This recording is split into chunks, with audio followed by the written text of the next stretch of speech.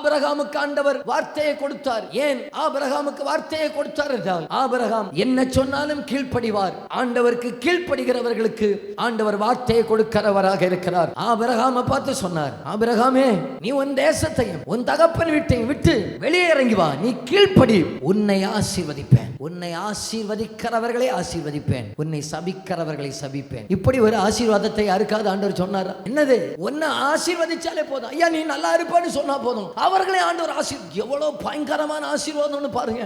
ஆண்டவர் அவருக்கு இந்த மகிமையான வார்த்தையை கொடுப்பதற்கு காரணம் என்னவென்றால், அவர் எதை விடுவதற்கும் ஆயத்தம், எதற்கு கீழ்ப்படிவதற்கும் ஆயத்தம்.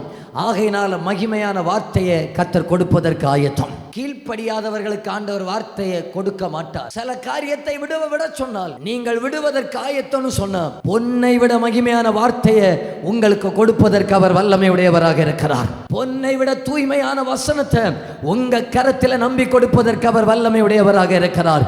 கையை தட்டி அப்பா ஒரு அல்லேலூயா சொல்லுங்க பார்க்கலாம்.